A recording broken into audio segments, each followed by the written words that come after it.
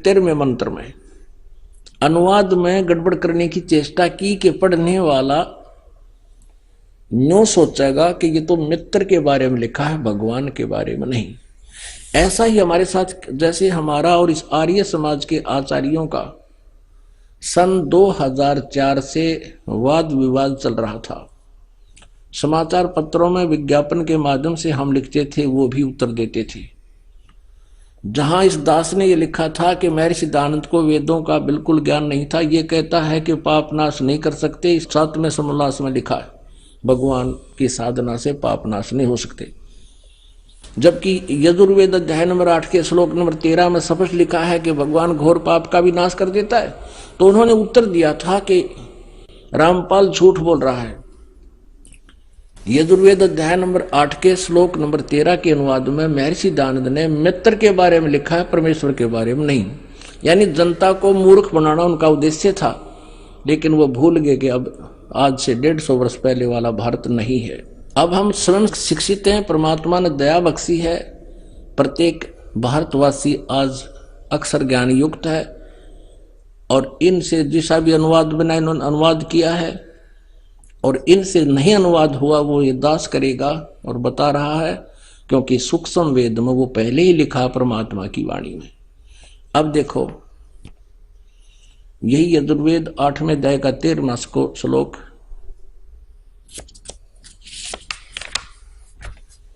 अष्टमो अध्याय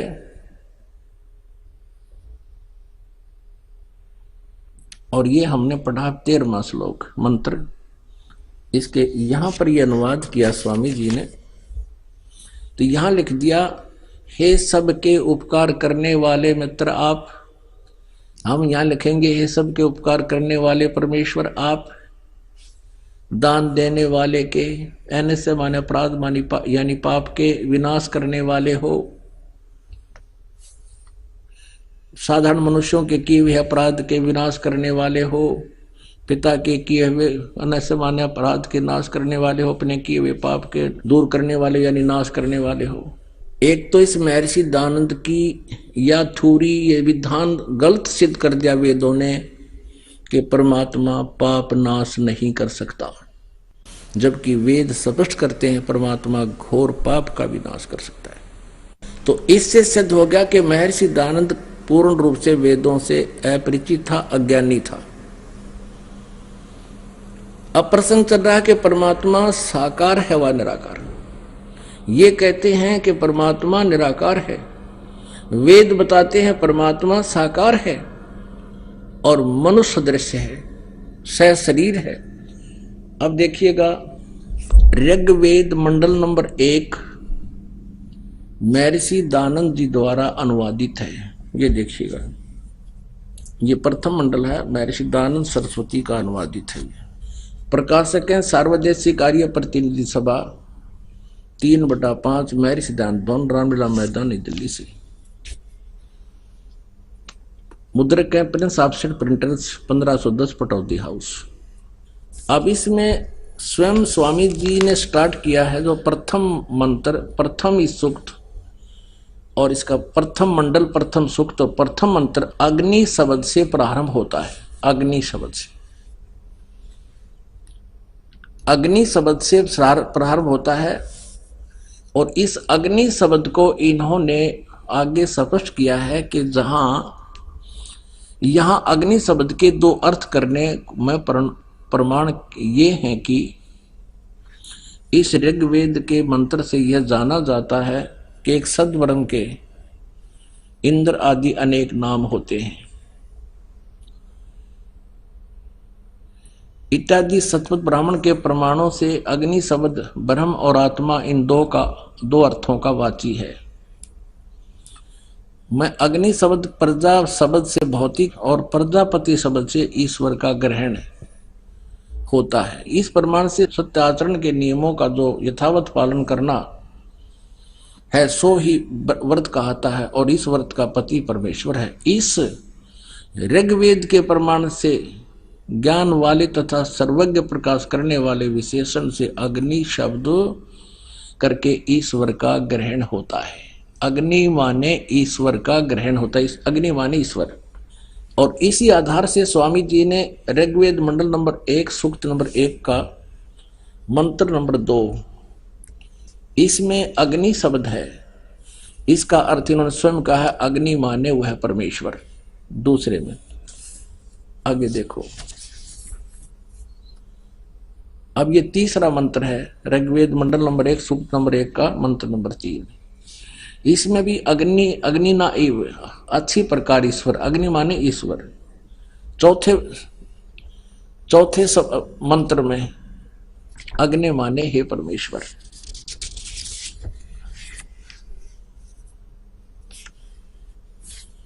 और 5वें में अग्नि शब्द नहीं है, छठे में देखिएगा, छठे में अग्नि माने हे परमेश्वर। और फिर 7वें में ऋग्वेद मंडल नंबर 1 सूक्त नंबर 1 मंत्र नंबर 7 में अग्नि माने हे उपासना के करने योग्य परमेश्वर। अब 8वां अग्नि शब्द नहीं है, 9 में अग्नि माने ज्ञान स्वरूप परमेश्वर। अब पुण्यात्मा, अब स्वामी दानंद जी खुद अग्नि माने अग्नि या अग्नि का अर्थ कर रहे हैं कि अग्नि माने वेदों में जहां भी ये है वो परमेश्वर का ग्रहण होता है। और सत्यार्थ प्रकाश में भी भगवान के नाम को प्रमाणित करने के लिए इन्होंने अग्नि माने परमेश्वर ही शब्द का किया है। अब फिर दानंद जी के सत्यार्थ प्रकाश में भी देखते हैं अग्नि माने ये क्या बताना चाहते हैं। देखिएगा, ये सत्यार्थ प्रकाश है और ये कहां से छपा है ये आपको बताया था, वैदिक यति मंडल, ये इसका प्रकाशक है मुद्रक आचार्य प्रिंटिंग प्रेस, दानंद मठ गोहाना मार्ग रोहतक से। इसके पृष्ठ नंबर 16 पर देखिएगा, सत्यार्थ प्रकाश। ओम और अग्नि आदि नामों के मुख्य अर्थ से परमेश्वर का ग्रहण होता है। ओम और अग्नि आदि नामों का अर्थ, मुख्य अर्थ से परमेश्वर का ग्रहण होता है। यानी अग्नि माने जहां भी हो परमेश्वर समझना चाहिए मुख्य तौर पर, मुख्य तौर पर। अब 17 पे है, पृष्ठ नंबर 17 पे प्रथम समोल्लास में, जो ज्ञान स्वरूप सर्वज्ञ जानने, प्राप्ति होने और पूजा करने योग्य है, इससे परमेश्वर का नाम अग्नि है। वाह! इस महर्षि दानंद जी ने केवल 1.5 वेद का अनुवाद किया, उसके बाद इनकी मृत्यु होगी। उसके बाद शेष जो 2.5 वेद थे वो इन्हीं के द्वारा दी गई इंस्ट्रक्शन के आधार से, हिदायतों के आधार से अन्य आचार्यों ने अनुवाद किया है। देखिएगा, उनमें से एक सामवेद अनुवाद किया गया। ये यजुर्वेद और सामवेद इकट्ठा ही जल्द किया गया है। अनुवाद करता इसमें भिन्न भिन्न है। हम सामवेद का अनुवाद करता देखते हैं।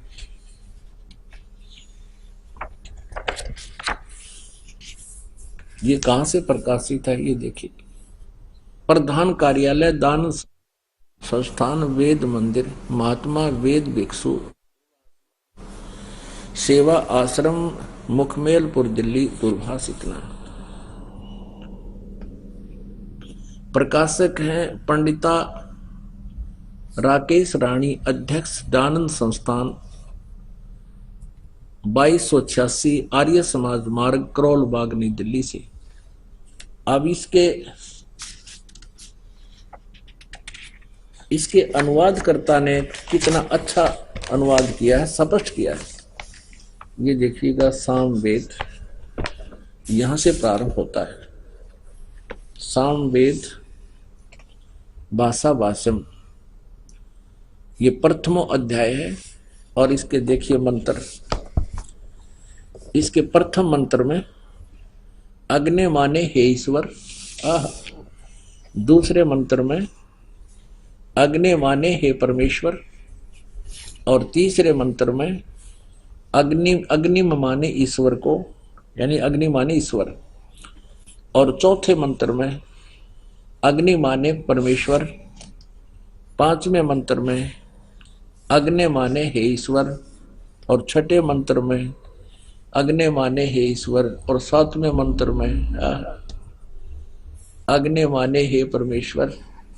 जहां भी अग्नि शब्द है, और 8वें में अग्नि माने हे ईश्वर, और 9वें में अग्नि माने हे परमेश्वर। जहां भी 10वें में अग्नि माने हे परमेश्वर, जहां भी आप देखोगे अग्नि माने हे परमेश्वर, अग्नि माने हे परमेश्वर। ठीक है, अब हम आते हैं अपने काम की बात पे। अब ये तो कंसेप्ट क्लियर हो गया कि वेद में जहां भी अग्नि शब्द है वो मुख्य तौर पर परमेश्वर का ग्रहण होता है। अब महर्षि दयानंद जी का अपना विधान, अपना अनुभव, अपनी सोच, वो अज्ञान सोच थी कि परमात्मा निराकार है, जिससे उसने वेदों का नाम लिख दिया कि मैंने वेदों को पढ़ा है और वेदों में कहीं भी परमात्मा साकार नहीं लिखा है। सत्यार प्रकाश की रचना करती कि मैंने वेदों के आधार से आसान करके वेदों को समझ कर इसकी रचना की। सत्यार प्रकाश की, इसमें जो लिखा वो वेदों अनुसार है कि परमात्मा निराकार है। अब वेद क्या बताते हैं? परमात्मा सशरीर है। ये देखिएगा, वो मनुष्य दृश्य है। ये यजुर्वेद महर्षि दयानंद सरस्वती द्वारा अनुवादित है। ये कहां से प्रकाशित है? प्रकाशक है सार्वदेशिक आर्य प्रतिनिधि सभा 2/5 महर्षि दयानंद भवन, रामलीला मैदान, नई दिल्ली से। यजुर्वेद आर्य भाषा भाष्य यानी संपूर्ण 40 अध्याय से महर्षि दयानंद सरस्वती ने इसका अनुवाद किया है। महर्षि दयानंद इसका राइटर नहीं है वेदों का, केवल अनुवादक है। जैसे गीता जी का अनुवादक बहुत से हैं। मुद्रक हैं Prince offset printers 1510 Pataudi house Prayagraj नई दिल्ली से। अब देखिएगा 5वें अध्याय का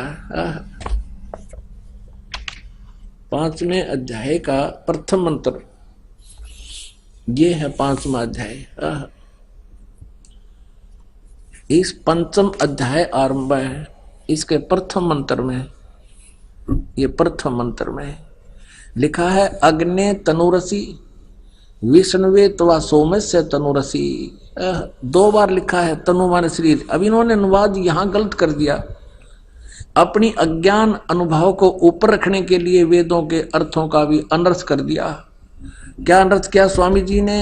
हे मनुष्यो, तुम लोग जैसे मैं जो हवि, अग्नि माने बिजली प्रसिद्ध रूप, अग्नि के शरीर के समान है। बताए ये कोई अर्थ है इसका? सारी उम्र पढ़ लियो, इसका भावार्थ भी समझ में आ जाए। कहना के चाव है यहाँ पर, क्योंकि इसने परमात्मा को निराकार सिद्ध कर रखा था अपनी अज्ञान सोच से। अब वेद बता रहे हैं अग्नि तनुरसी विष्णुवे सोमस्य तनुरसी। तनु माने शरीर, अग्नि माने परमेश्वर। हे परमेश्वर, आपका शरीर है। असी माने है, तनु माने शरीर। ये स्पष्ट खोज लिख रहा है, तनु माने शरीर, असी माने है। अग्नि माने हम लिख देंगे परमेश्वर, जिसका वास्तविक अर्थ बनता है अग्नि तनुरसी। परमेश्वर से शरीर है। और यहां देखो विष्णुवे तवा, विष्णुवे तवा सोमस्य तनुरसी। विष्णुवे माने सबका धारण पोषण करने के लिए। गीता जी अध्याय नंबर 15 के श्लोक नंबर 17 में लिखा कि उत्तम पुरुषत्व अन्य परमात्मा इति उदाहरते यह लोग तरमावि से विभर्ती अब ईश्वर है। वो सबका धारण पोषण करने वाला जो परम अक्षर ब्रह्म परमात्मा है वो परमेश्वर, वो सबका धारण पोषण करने के लिए भी उस पर सोमस्य माने अमर पुरुष का, तनु माने शरीर, असी माने है, तवा माने उस, विष्णुवे माने सबके धारण पोषण करने के लिए, तवा माने उस, सोमस्य माने अमर पुरुष का, तनु माने शरीर, असी माने है उस अमर पुरुष का शरीर है। अपनात्मा जहां भी ये जो महर्षि कहलाते थे, ये नकली डुप्लीकेट ही ज्ञान था नहीं ऋषि इसका वेदों का, इन्होंने इन वेदों के अर्थों का अनर्थ कर दिया। इसका एक प्रमाण आपको और दिखाते हैं। प्रथम अध्याय का 15वां मंत्र, वहां इसने के बैठा बैठा रखे अनुवाद में, इस दयानंद जी ने देखिएगा,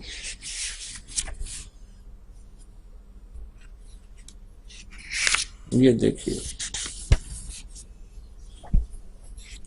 ये और दिखाते हैं आपको। फिर कई प्रमाण देंगे परमात्मा का कि साकार है। ये देखिएगा, यजुर्वेद भाषा भाष्य, और ये प्रथम अध्याय का, ये प्रथम अध्याय है और इसका 15वां मंत्र है।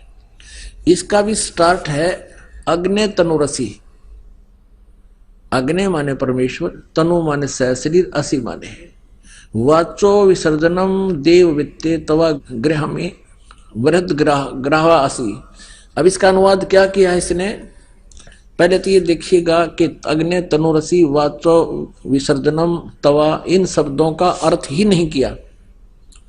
इसमें अग्ने तनुरसी कहीं पर भी अनुवाद नहीं है। ये जो हाईलाइट कर रखे हैं ये संस्कृत है, इसमें कहीं अग्ने शब्द नहीं है और तनुरसी नहीं है, कि इसमें कहीं भी अग्ने शब्द नहीं है। अग्ने तनुरसी कहीं पर भी नहीं है, अर्थ नहीं करा, क्योंकि पोल खुलती दिखे थी, फिर आगे वो 2 बार लिखा पाया, इसने करना पड़ा उलट सुलट सा। अब यहां क्या अनुवाद कर रहा है इसमें? प्रथम अध्याय के 15वें मंत्र में, मैं सब सज्जनों के हित जिस हवि अर्थात पदार्थ के संस्कार के लिए बड़े बड़े पत्थर हैं और काठ के मूसल आदि पदार्थ विद्वान व दिव्य गुणों के लिए उस यज्ञ को श्रेष्ठ गुणों के प्रकाश और श्रेष्ठ विद्वानों व विविध भोगों की प्राप्ति के लिए ग्रहण करता हूं। ये कोई अर्थ बना इसका? बड़े बड़े पत्थर और काठ के मूसल ग्रहण करता हूं, भगवान शर्मा मारेगा पत्थरा का और काठ के मूसला का। इसका अर्थ कोई अन्य बनता है जो महर्षि दयानंद नहीं समझ सके, वो दास ने किया है। फिर पढ़ लो इसका क्या अर्थ बना। कोई बात हुई, बड़े बड़े पत्थर और काठ के मूसल जो मैं ग्रहण करता हूं, भगवान कहे है। अब हम फिर आते हैं अध्याय नंबर 5 के श्लोक नंबर 1 पर। अब देखिएगा यजुर्वेद, ये 5वां अध्याय का हमने प्रथम मंत्र देखा, अग्ने तनुरसी विष्णुवे तवा सोमस्य तनुरसी। हम भी इसका अनुवाद आसानी से कर सकते हैं कि परमात्मा आपका शरीर है और सबका धारण पोषण करने के लिए भी आपका अन्य शरीर है, क्योंकि वो अतिथि रूप में, अतिथम असी, यानी वो अतिथि रूप में यहाँ आता है कुछ समय के लिए, उसके लिए उनका अन्य शरीर है। और आगे देखना, इस 5वें अध्याय का ये 6ठा मंत्र आपको दिखाते हैं इन्हीं के शब्दों में। आए है, कहते हैं चोर चुरावत तुम बड़ी वो गाड्डे पानी में, वो गाड्डे व ऊपर आव न सच्चाई छनी ना। यह देखिएगा 5वां अध्याय यजुर्वेद महर्षि दयानंद जी का अनुवाद। यह देखना 6ठे में 5वें अध्याय का 6ठा मंत्र।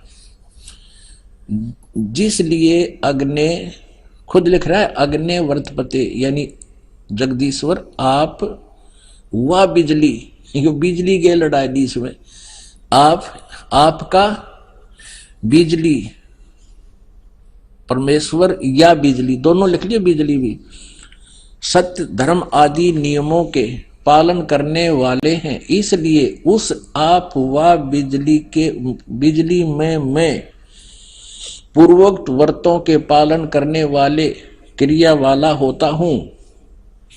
जो यह तव माने आपका, आप और उसकी, उसकी नहीं, आप तव माने आपका, तनु माने शरीर है, इसने रांद काट दी, विस्तृत व्याप्ति है। आप तव माने आपका, यह आपका, तनु माने शरीर है, वह मुझ में जो यह मेरा शरीर है, भगवान का भी शरीर है और मुझ में मेरा शरीर है, सो आप व उसमें जो ब्रह्मचर्य के व्रत, अब सिद्ध हो गया कि भगवान का भी शरीर है और जो बोलता है उसका भी शरीर है। आगे देखिए, ये है यजुर्वेद अध्याय नंबर 5 का और मंत्र नंबर 8 है। इसमें ये मंत्र नंबर 8 है। इसमें 3 बार तनूर असी लिखा है 8 का। हे मनुष्य लोगो तुमको यह जो इस अग्नि, बिजली रूप लिख दिया, अग्नि माने परमेश्वर लिखना है यहां पर, परमेश्वर का अग्नि नहीं, परमेश्वर का स्वर्ण आदि सोने आदि में सोने अत्यंत बड़ा अभ्यंतर रहने वाला तनु माने शरीर है। तुम हे मनुष्य लोगो तुमको जो इस परमेश्वर का, अग्नि का नहीं, परमेश्वर का जो अत्यंत बड़ा शरीर है, शरीर यह है लिखना चाहिए, शरीर है, और भयंकर वचन को नष्ट करता है, उत्तमता से सेवन किए हुए अन्न को, ये बकवास कर रखी है सारी। इस अग्नि माने परमेश्वर का अत्यंत विस्तीर्ण अभ्यंतर में सचित होने, लोकों में सोने वाला है, यानी लोकों में सोना में, अन्य लोकों में भी जब वो जाता है उसका शरीर है।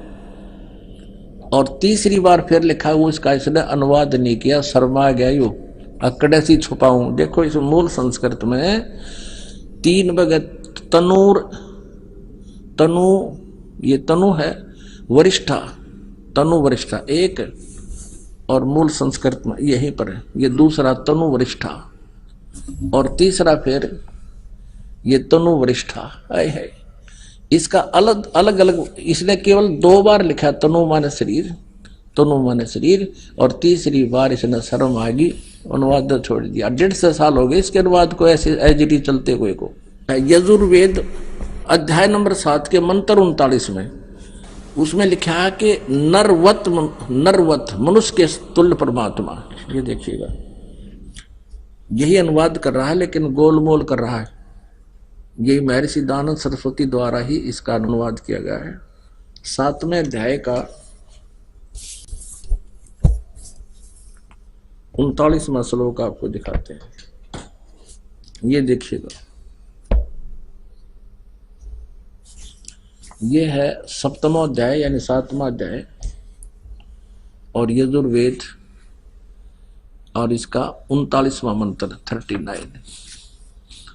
इसमें लिखा कि महान इंद्र नरवत आ, इस दय को तय बनाते हैं, ये इसका संधि छेद करते हैं, जब इसने भी ऐसा ही किया है। नरवत महान माने सर्वोत्तम अत्यंत पूज्य, नरवत माने मनुष्य के तुल्य, मनुष्य के तुल्य परमात्मा है। इंद्र हे भगवान जगदीश्वर, जिस कारण आप योगाभ्यास के ग्रहण करने योग्य हैं, ऐसे ऐसे। अब यहां लिखना था ए महान इंद्र, महान इंद्र नरवत, हे बड़े, महान माने बड़े, इंद्र माने परमेश्वर, नरवत मनुष्य के समान, मनुष्य के समान, मनुष्य के तुल्य आप अपना हो और अपना सब कार्य करते हो अच्छी प्रकार। सब मनुष्यों के सुख को परिपूर्ण करने के व्यवहार और परमार्थ के ज्ञान को बढ़ाने वाले 2 प्रकार के ज्ञान से संयुक्त कर, इसने तड़ंगा कर रखा है। बाकी हमने ये देखना है कि परमात्मा जो है वह परमेश्वर, हे जगदीश्वर, जिस कारण आप योगाभ्यास से ग्रहण करने योग्य हैं, इससे अत्यंत उत्तम ऐश्वर्य के लिए हम लोग आपकी उपासना करते हैं। यह उपासना हमारे लिए कल्याण का कारण है। इससे तुमको परम ऐश्वर्य पाने के लिए हम सेवन करते हैं। जो महान इंद्र, महान सर्वोत्तम अत्यंत पूज्य, मनुष्य के समान के तुल्य अच्छे प्रकार, यानी इसका अर्थ यह कि वो परमात्मा आप आपकी पूजा करते हैं और आप मनुष्य के तुल्य हैं, आप परम पूज्य हैं, ये महान इंद्र। और दिखाते हैं आपको ऋग्वेद मंडल नंबर 1 और सूक्त नंबर 31 का मंत्र नंबर 17 में मनुष्यवत अग्नि, मनुष्य के तुल्य परमात्मा। ये देखिए ऋग्वेद ये भी दानव सरस्वती का ही अनुवाद है, प्रथम मंडल। और ये कहां से प्रकाशित है? सर्वदेशी कार्य प्रतिनिधि सभा 3/5 महर्षि सिद्धांत भवन रामलीला मैदान नई दिल्ली से। ऋग्वेद मंडल नंबर 1 सूक्त नंबर 31। ये देखिएगा, ऋग्वेद मंडल नंबर 1 सूक्त नंबर 31 का मंत्र नंबर ये 17 है। इसमें स्पष्ट है मनुष्यवत अग्ने, मनुष्यवत अग्ने, अंगीरसवत अंगीरा है। इसने क्या लिखा है? मनुष्यवत, मनुष्यों के जाने आने के समान मनुष्यवत, इसका अर्थ लिखा है इसने मनुष्यवत अग्नि। अग्नि माने परमेश्वर, हम स्पष्ट कर चुके हैं। मनुष्यवत माने मनुष्य के समान, मनुष्य के तुल्य परमेश्वर। आप सर्व अंग सहित हो और प्रत्येक युग में आते हो, पूर्व भी आते रहे हो। उस पूर्व की तरह एक बार आप फिर आइए, क्योंकि आप अपने ये देखिए जैसे उत्तम पूर्वत माने पहले की तरह फिर से आइए। यह लिखना है, हे पवित्र प्राणों के समान धारण करने वाले परमेश्वर लिखना था, अध्यक्ष लिख दिया। हे पवित्र अंगीरह माने शरीर, शरीर धारण करने वाले, विद्याओं से सर्वत्र व्यापक, ये अग्नि माने परमेश्वर।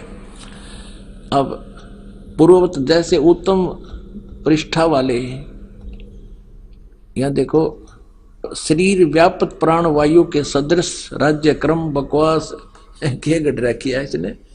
अंगिरसवत माने सह शरीर, शरीर की तरह आप जैसे आम व्यक्ति होता उस तरह शरीर धारण करते हो। और आप विद्वानों के अति चतुर मनुष्य को अच्छे प्रकार प्राप्त पूजिए। उस मनुष्य को विद्या आदि कर्म और प्राप्ति के लिए मनुष्यवत माने लिख दिया, मनुष्यों के आने जाने के समान, मनुष्य के समान लिखना था। और वो आप अपने जैसे पुरुष यज्ञ के साथ कर्मों को सिद्ध करते कराते हैं, जैसे उत्तम प्रतिष्ठा वाले विद्वान विद्या के देने वाले होते हैं। इसका वास्तविक अर्थ तो ये है, ऋग्वेद मंडल नंबर 1 और सूक्त नंबर 31 मंत्र 17 का स्पष्ट अर्थ ये बनता है, हे परमेश्वर आप मनुष्य के तुल्य हैं और आप पहले भी आते रहे हैं। उस पहले की तरह फिर उसी तरह उस सुंदर शरीर धारण किए हुए आप आइए। आप जो पहले यथार्थ ज्ञान देकर चले जाते हो, एक बार पुनः यहाँ आइए और हमें फिर से उस ज्ञान से परिचित कराइए। ये परमात्मा का विधान है। अब आपको दिखाते हैं ऋग्वेद मंडल नंबर 9 सूक्त नंबर 86 का और 26 और 27। ऋग्वेद मंडल नंबर 9 सूक्त 82 का 1, 2, 3। अब समय के अभाव के कारण इसको आपको बहुत शॉर्ट में समझाएंगे। ये देखिएगा, ऋग्वेद मंडल नंबर 9, प्रकाशक हैं सर्वदेशी कार्य प्रतिनिधि सभा महर्षि सिद्धांत भवन रामलीला मैदान नई दिल्ली से। और ये छपा कहां से? यहां से प्रिंस ऑफसेट प्रिंटर्स, मंडल नंबर 9 सूक्त नंबर 86 का। ऋग्वेद मंडल नंबर 9 सूक्त नंबर 86 और मंत्र नंबर 26। यज्ञ करने वाले यजमानों के लिए परमात्मा सब रास्तों को सुगम करता हुआ उनके विघ्नों को, उनके संकटों को मर्दन करता है, नाश कर देता है और उनको पवित्र करता हुआ और अपने रूप को सरल करता हुआ, साकार हुआ, अपने रूप को सरल करता हुआ हल्का तेज पुंज का रूप बनाकर आता है। वह कांतिमान परमात्मा। इन्होंने कवि का अर्थ सर्वज्ञ कर दिया। यहां लिखना था वो कबीर है, वो कबीर देव है। ये कबीर शब्द है, हम इसको कबीर कहते हैं। कबीर वह को वह बोलते हैं, इसका अर्थ इन्होंने कवि कर दिया। और कवि बनाकर इसका अर्थ कर दिया सर्वज्ञ। यह लिखना था कबीर देव। इन्हीं के शब्दों में पुण्यात्माओं, परमात्मा ने आपका जो जन्म अब दिया है मनुष्य का, स्त्री या पुरुष का, धन्य आपके माता पिता को जिनसे जन्म हुआ, क्योंकि अब हम परमात्मा को आसानी से पहचान सकते हैं। हम शिक्षित हैं और इन अज्ञानियों ने जो अनर्थ कर रखे हैं उनको हम आसानी से समझ जाएंगे कि यहाँ इन्होंने गड़बड़ कर दी जान बूझ के। और आज शिक्षा का यदि कोई लाभ है तो भगवान पाने में सहयोग है, अन्यथा इस शिक्षा की कति आवश्यकता नहीं थी। इसने बेईमान बना दिए, हम एक दूसरे के शत्रु बना दिए, 24 घंटे मन में दोष रहता है और उसको अब सेट करने में बहुत समय लग रहा है हमारे को, लेकिन अब हो जाएगी, सारी सेटिंग भी हो जाएगी, ज्ञान हो जाएगा, परमात्मा से हमें घना लाभ मिलने लग जाएगा, तो हम सब बुराइयां त्याग देंगे। तो इस शिक्षा का अगर लाभ है तो परमात्मा पाने में अति सहयोग है। इसके लिए आपको दिखाते हैं कि जहां जैसे कबीर लिखा है तो वह लिखना चाहिए था अनुवादकर्ता ने कबीर देव। जैसे इस यजुर्वेद है, ये देखिएगा, ये महर्षि दानव सरस्वती का अनुवाद है। ये एक यजुर्वेद पुस्तक है, इसके ऊपर र लगा है। यहां अगर 2 अपसर्ग लगा दी जाए तो भी ये यजु, अगर ये अकेला शब्द भी कहीं पर है, ये वेद ना लिखा हो तो भी इसकी महिमा कहीं हो रही हो, तो हमने यजुर्वेद लिखना पड़ेगा। ये देखिएगा महर्षि दानव सरस्वती ने भी ऐसा ही किया है। प्रकाशक है सार्वदेशिक कार्य प्रतिनिधि सभा 2/5 महर्षि दानव रामला मैदान नई दिल्ली से। ये दानव सरस्वती का ही अनुवाद है और इसके 36वें अध्याय का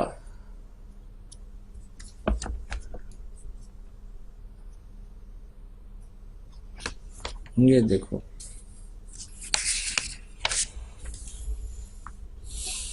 ये यजुर्वेद भाषा है और ये है 63 अध्याय 36वां अध्याय। इसके प्रथम मंत्र में लिखा है रचम वाचम परपधे मनो यजु। ये यजु लिखा है, यजु, और ये यजुर्वेद की महिमा है। तो यहां इस दानंद ने अनुवाद करते समय यहां ठीक अनुवाद किया है। यहां लिखा है, इस यजु का अर्थ लिख दिया यजुर्वेद को। ओह, बहुत ठीक किया, यजु शब्द लिख दिया, इसका यजुर्वेद लिखना पड़ा इसने, क्योंकि यजुर्वेद की महिमा चल रही है। और यदि यहाँ यजु का अर्थ कुछ अन्य कर दिया जाए तो यजुर्वेद को कैसे पहचानेंगे, किसकी महिमा है ये। ठीक इसी प्रकार अब हम आते हैं ऋग्वेद में। अब हम इसी प्रकार अब हम ऋग्वेद में जहां परमात्मा कबीर, इन्होंने कबीर लिख दिया, कबीर को कवि कर दिया, उसका अर्थ सर्वज्ञ कर दिया, गलत कर दिया। यहां लिखना था वो कबीर देव है, वो कबीर साहब। हम कबीर साहब कहें, देव माने साहब कहो, भगवान कहो, अल्लाह को। ये देखिए ऋग्वेद। अब हम ऋग्वेद पर आते हैं, क्योंकि बीच में ये कंसेप्ट क्लियर करना था, इसलिए यजुर्वेद लिया था बीच में। ये वही है, यहां से ये छपा है, प्रकाशक है। अभी हम पढ़ रहे थे इसको, वही है। ये देखिएगा ऋग्वेद मंडल नंबर 9 सूक्त 86 का मंत्र हम 26 पढ़ रहे हैं। देख कितना स्पष्ट है इसमें। ये कबीर लिखा, कबीर अत्यय, तो इसको इन्होंने ऐसा लिख दिया, 2 अपसर्ग लगा दिए, तो फिर भी यहां लिखना था वो कबीर देव, कबीर देव लिखना था। जैसे ये है ऋग्वेद मंडल नंबर 9 सूक्त 20, इसका मंत्र नंबर 1 में यहां लिखा है वो कबीर देव, कबीर देव, वो कबीर देव। ये कबीर साहब लिखना चाहिए था, कबीर परमेश्वर। तो यहां केवल कबीर लिखा है, तो भी ये कबीर देव ही लिखना पड़ेगा। यज्ञ करने वाले यजमानों के लिए परमात्मा, यज्ञ करने वाले यजमानों माने साधना करने वाले भक्तों के लिए परमात्मा सब रास्तों को सुगम करता हुआ उनके विघ्नों को मर्दन करता है, उनके संकटों का नाश कर देता है और उनको पवित्र करता हुआ और अपने रूप को सरल करता हुआ वह कांति में, यानी परमात्मा कबीर देव, वो लिखना था, वह है कबीर देव, कबीर साहब। विद्युत के समान क्रीड़ा करता हुआ, यानी बहुत शीघ्र गति से चलता हुआ वर्णीय पुरुष को प्राप्त होता है, श्रेष्ठ अच्छी आत्मा को मिलता है, गति करके वहां से चल कर आता है। ये देखिएगा। अब 27 में ऋग्वेद मंडल नंबर 9 सूक्त नंबर 86 मंत्र 27 में क्या कहा है कि प्रेम की वे, हम यहां लिखेंगे, जो परमात्मा प्रकाश पुंज परमात्मा, फिर यहां जो परमात्मा ध्रुवलोक के तीसरे पृष्ठ पर विराजमान है, एक देशीय है, एक स्थान पर रहता है। ध्रुवलोक के, उस तेजो में लोक के, सतलोक के तीसरे पृष्ठ पर विराजमान है, वो प्रकाश रूप है। यानी एक देशीय हुआ वो परमात्मा ऊपर तीसरे ध्रुवलोक के, यानी उस सतलोक के तीसरे पृष्ठ पर, तीसरे स्थान पर विराजमान है, एक देशीय हुआ। आगे देखो, अब आपको दिखाते हैं ऋग्वेद मंडल नंबर 9 सूक्त नंबर 82 और मंत्र 1 2 3 में। ये देखिएगा, ऋग्वेद मंडल नंबर 9 सूक्त नंबर 82 और यहां आते हैं मंत्र नंबर 1। देखना कितना स्पष्ट लिखा है कि जो सर्व उत्पादक प्रभु, यानी सबकी उत्पत्ति करने वाला प्रकाश रूप, अरु से माने वो साकार परमात्मा, सद्गुणों की वृष्टि करने वाला, हरि माने पापों का हरण करने वाला। अरियुदानंद मठ कह रहा था बोला पाप नाश नहीं करता, या फिर लिख रहे हैं पापों का हरण करने वाला, पापों का नाश करने वाला, वो है राजेव, राजा के समान। ये देखना, हम 269 यानी 269 पे, और यहां पर लिखा कि वो राजेव, राजा के समान। इसका शेष है 270 पे, ये है शेष 270 पे। ऋग्वेद मंडल नंबर 9 सूक्त 82 का मंत्र हम 1 पढ़ रहे हैं, 270 पे। राजा के समान दर्शनीय है, दर्शनीय देखने योग्य है, राजा के समान साकार है, मनुष्य दृश्य है। वह पृथ्वी आदि लोक लोकांतरों के चारों ओर शब्दमान हो रहा है। वह वर्णीय पुरुष को, ओह श्रेष्ठ, वर्णीय माने श्रेष्ठ भक्त पुरुष को, व्यक्ति को, जो दृढ़ भक्त है उसको पवित्र करता हुआ प्राप्त होता है। जिस प्रकार विद्युत स्नेह वाले स्थानों को आधार बनाकर प्राप्त होता है,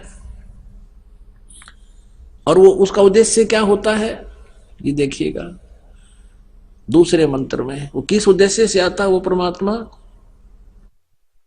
ये कबीर शब्द है यहां पर। कबीर मूल पाठ में कबीर वेदस्य, ये परमात्मन उपदेश करने की इच्छा से आप महापुरुषों को प्राप्त होते हो, सच्चा ज्ञान देने के लिए आते हो, और आप कांति अत्यंत गतिशील पदार्थ के समान हमारे आध्यात्मिक यज्ञ को प्राप्त होते हो। यानी अत्यंत गतिशील पदार्थ के समान, यानी बिजली जैसी गति से आप चलते हो। आप ये फिर सर्वज्ञ लिख दिया, आप कबीर देव हैं, आप कबीर साहब हैं, शुद्ध स्वरूप हैं। आगे आगे,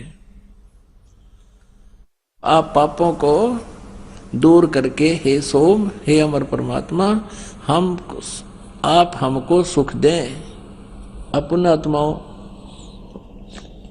इसमें स्पष्ट कर दिया है कि वो परमात्मा राजा के समान देखने योग्य है। राजा तो मनुष्य जैसा ही होता होगा, और कौन सा वो पत्थर जैसा होता है। और वो स्पष्ट कर दिया है कि वो परमात्मा तीसरे धाम में रहता है, उस और वहां से गति करके आता है, अच्छी श्रेष्ठ आत्माओं को मिलता है और उनको तत्व ज्ञान से परिचित कराता है। वो किस किस को मिला? हम सुल्तानी नानक तारे दादू को उपदेश दिया, जात जुलाहा भेद न पाया, काशी मोहे कबीर हुआ। वो परमात्मा किन किन अच्छी आत्माओं को मिले? आदरणीय धर्मदास साहिब जी को मिले, आदरणीय मलुकदास साहिब जी को मिले, आदरणीय नानक साहिब जी को मिले, आदरणीय दादू साहिब जी को मिले, आदरणीय गरीबदास साहिब जी गांव छुड़ानी जिला झज्जर हरियाणा वाले को मिले, आदरणीय गीसा संत साहिब खेखड़ा वाले को मिले। उत्तर प्रदेश मेरठ जिला में खेखड़ा गांव है।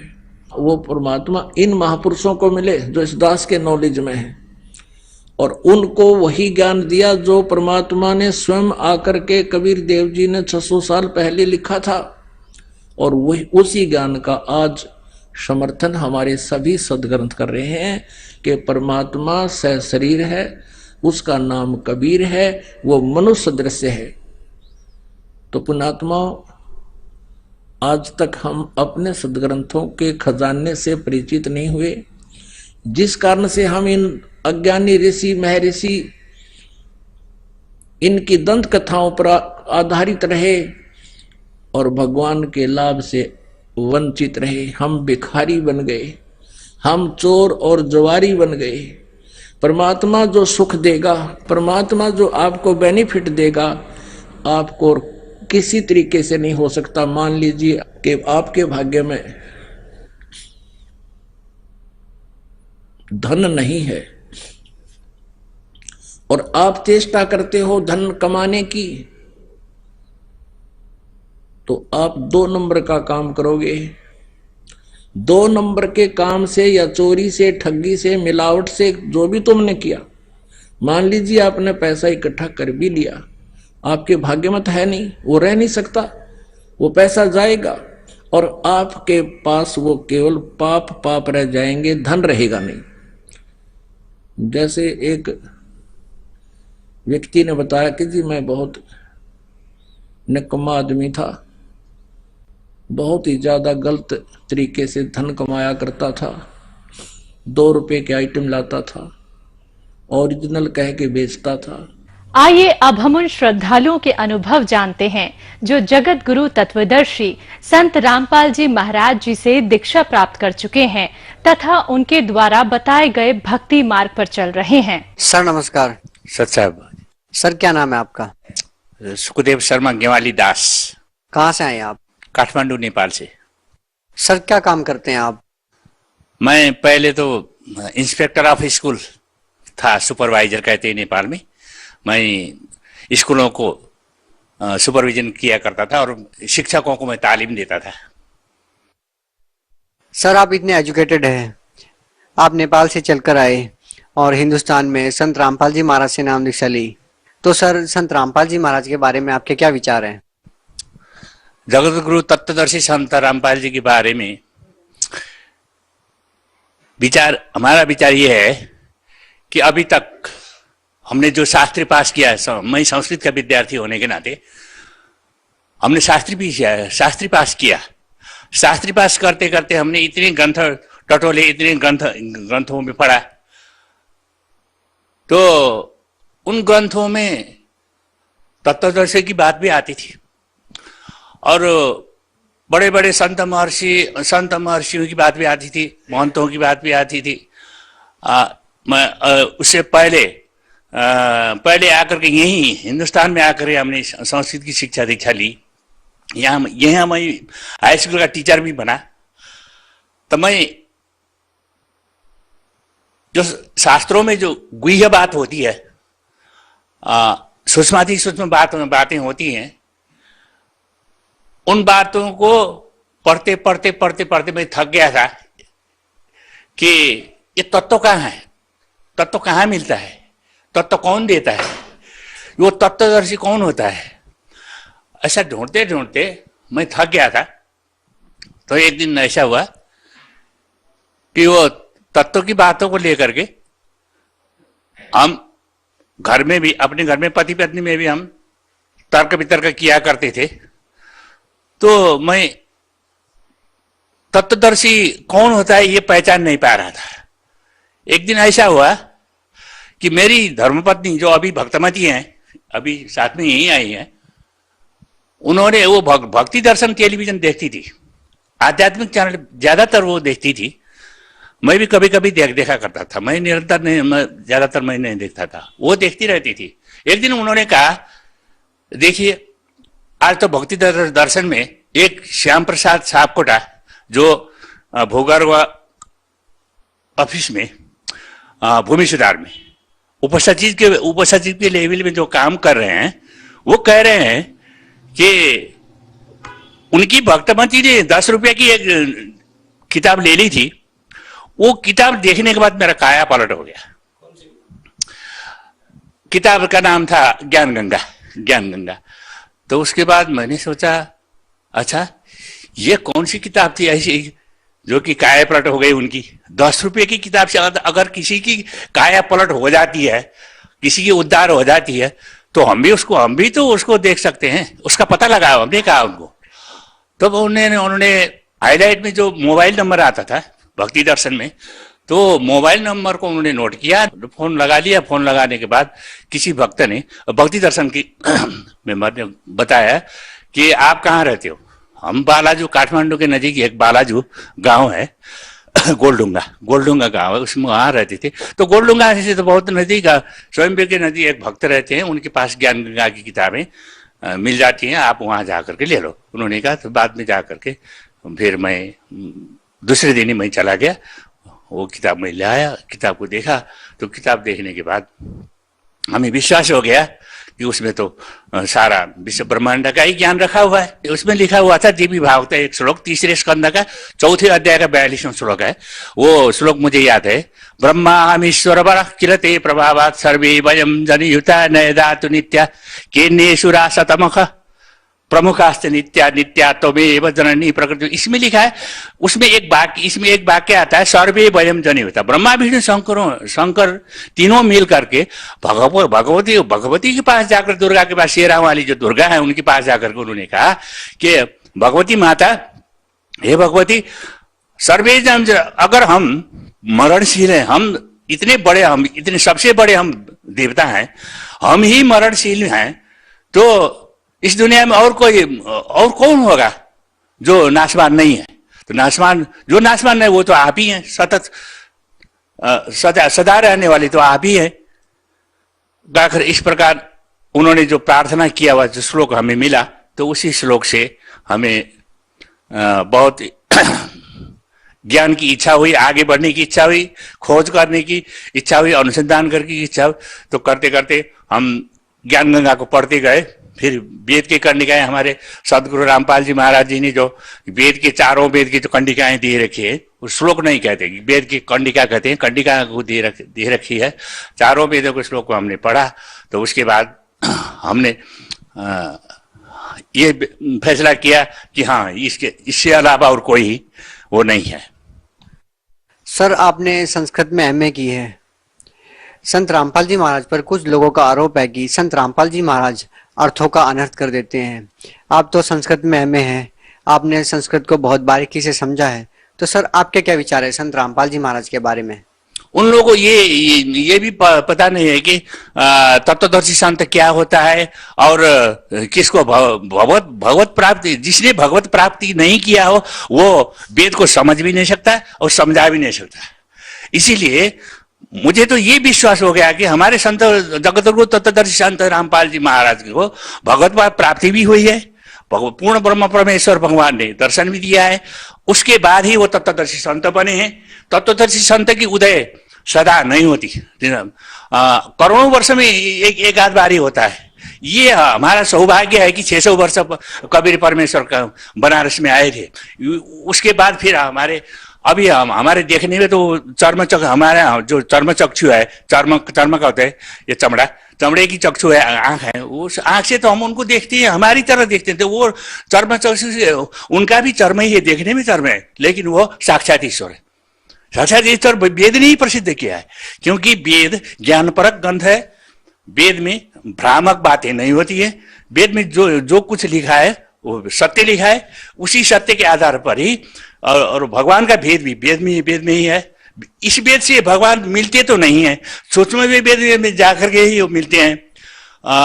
फिर भी हमारे जो तत्वदर्शी संत रामपाल जी महाराज हैं, इन वेदों का संपूर्ण निचोड़ निकालने के लिए जो यहाँ अवतरण हुआ है उनका, वो साक्षात ईश्वर के रूप में अवतार हुआ है, पूर्ण ब्रह्म परमेश्वर के रूप में अवतार हुआ है, कबीर परमेश्वर के रूप में अवतार हुआ है। इसके अलावा इस विश्व ब्रह्मांड में कहीं भी कोई भी विकल्प नहीं है। आपका ये कहना है कि संत रामपाल जी महाराज ही तत्वदर्शी संत है? कोई भी इसका खंडन नहीं कर सकता है।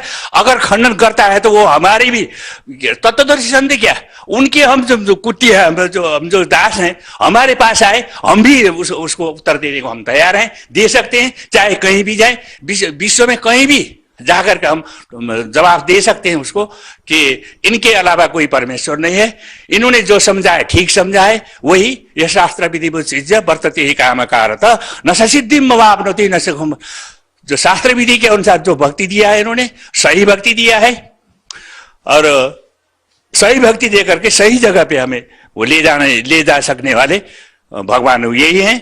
इसके अलावा और कोई ऐसी शक्ति, इस प्रकार का शक्तिशाली पुरुष इस संसार में, इस विश्व ब्रह्मांड में जन्मा ही नहीं अब तक। सर, संत रामपाल जी महाराज में व अन्य धर्मगुरुओं में आपको क्या अलग लगता है? संत रामपाल जी महाराज ने अन्य धर्मगुरुओं से क्या अलग बताया है? अन्य संतों से ये बताया है कि उन्होंने जो कुछ ही पढ़ा समझा और दूसरे को अपना शिष्य भी बना रहे हैं, अब अपना धर्म भी बता रहे हैं, वास्तविक भक्ति नहीं बता रहे, सद्भक्ति नहीं बता रहे। हमारे संत रामपाल जी महाराज जो बता रहे हैं, सद्भक्ति बता रहे हैं। उस सद्भक्ति के अनुसार उसमें जो सिद्धांत भी है, व्यवहार भी है। पहले सबसे पहले तो सिद्धांत को समझा लिया है ज्ञान गंगा के मार्फत। ज्ञान गंगा क्या, और भी बहुत ही ऐसी किताबें, गैरी नजर में गीता है, इन किताबों के मार्फत, इन ग्रंथों के मार्फत उन्होंने सबसे पहले तो सिद्धांत को समझा दिया। सिद्धांत के बाद उन्होंने ये कह दिया कि देखो, अगर ये सिद्धांत को समझने के बाद अगर मर्यादित भक्ति नहीं करोगे, भक्ति करो मर्यादा में रहो, ऐसा है उनकी वाणी, ऐसी है, भक्ति करो मर्यादा। अगर मर्यादित तरीके से आप व्यवहार में नहीं आओगे, व्यवहार में नहीं उतरोगे, तो आप फिर फिसल जाओगे, आप फिर गड्ढे में गिर जाओगे। सर, आप भगत समाज को क्या संदेश देना चाहेंगे? जो भक्ति में अब आए हैं उनको भी भूरी भूरी प्रशंसा करते हुए, मैं इस विश्व में जितने भी हिंदू संस्कार में जन्म ले चुके हैं और जो हिंदू संस्कार में जन्म नहीं ले चुके हैं, जैसे क्रिश्चियन लोग भी हैं, मुसलमान लोग भाई हैं, वो सब इस ज्ञान को समझे, सबसे पहले समझे तत्वदर्शी क्या तो है, इसको समझे। ज्ञान गंगा किताब हिंदी में भी लिखी हुई है, नेपाली भाषा में भी लिखी हुई है, अंग्रेजी में भी लिखी हुई है। सबसे पहले इसको पढ़ें और तत्वदर्शिता को पहचानने के बाद फिर यहाँ आकर के हमारे सदगुरुदेव से नामदान लें और अपनी कल्याण करवाएं। सर, आपका कहना है कि संत रामपाल जी महाराज के बताए अनुसार आप भक्ति कर रहे हैं, जो कि शास्त्रों के अनुसार है। तो सर, संत रामपाल जी महाराज ने जो भक्ति आपको दी है, उससे आपको क्या लाभ मिला? मेरे को बहुत लाभ मिले। सबसे पहले तो मुझे लाभ तो सद्भक्ति का मार्ग मिल गया।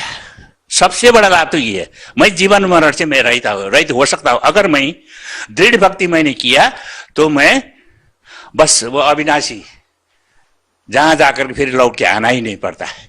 उस भक्ति मार्ग को मैंने पता लगा लिया, मुझे फिसलना नहीं चाहिए। दूसरा ये है कि शारीरिक और मानसिक जो लाभ होते हैं, तो मेरा शारीरिक लाभ भी है मुझे। मैं हृदय रोगी हूँ, हृदय का रोगी हूँ, मुटु का रोगी हूँ। हमें मुटु कहते हैं, हमारी नेपाली भाषा में मुटु कहते हैं। हृदय रोगी हूँ मैं। मेरा हृदय रोग था और डॉक्टरों ने मुझे बचा लिया था। तो वो कहते थे कि 2-3 महीने बाद आप यहाँ आकर के फॉलो अप में आओ और अपना चेक करा लिया करो, नहीं तो फिर तुम्हारा फिर हार्ट अटैक हो जाएगा, तो मर जाओगे, ऐसा कहा था। तो संत रामपाल जी महाराज के पास जब ज्ञान गंगा के माध्यम से जुड़ गया, इस मिशन में जुड़ गया, और बरवाला में हिसार बरवाला में सतलोक आश्रम में मैं आया। आने के बाद हमारे गुरुदेव ने मेरे सिर में जब हाथ रख दिया। हाथ रखने के बाद पहली बात तो ये है कि ये हृदय रोग है, मुझे तो ऐसे अभी भी ऐसे आभास हो रहा है अब मेरा कोई रोग ही नहीं है।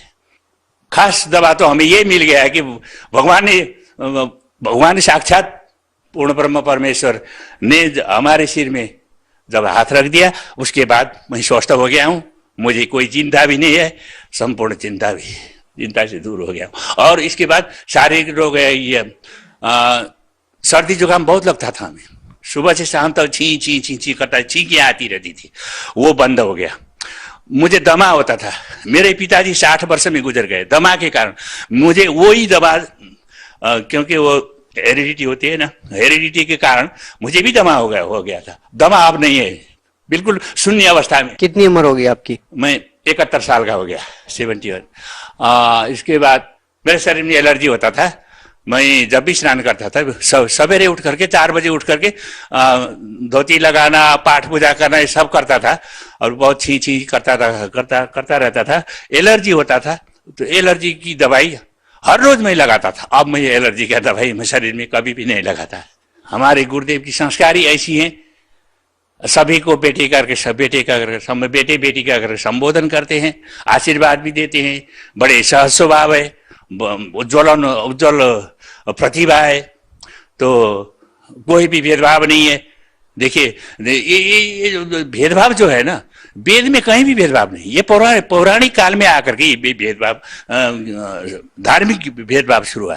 तो भगवान जो करता है ना, भगवान जो व्यवहार करता है दूसरों को व्यवहार, तो वो उसमें वो भेदभाव की दृष्टि से कहीं भी नहीं था। वसुधैव कुटुंबकम, संस्कृत में आता है वसुधैव कुटुंबकम, वसुधाई संसारी, हमारा कुटुंब बराबर है, परिवार बराबर है। यही दृष्टिकोण हमारे सदगुरु रामपाल जी महाराज के मस्तिष्क में रहता है और सभी को अपने बच्चे की तरह समझते हैं, सभी को सत्कर्म में लगाते हैं। वो कहते हैं कि बार बार कहते हैं कि तुम मर्यादित काम करो, मर्यादा में रहो और भक्ति करो, मर्यादा में रहो और कर्म करने की सभी छूट है। और जो खाने का चीज है वो खाओ, न खाने वाला चीज मत खाओ। बस इतना ही वो संदेश देते हैं, कुछ लेते नहीं है, खाली देते हैं, केवल देते हैं। वो देना तो जानते हैं, लेना कुछ नहीं जानते। इसलिए वो सभी को बच्चे मानकर वो शिक्षा दीक्षा दे रही। जी धन्यवाद सर साहब।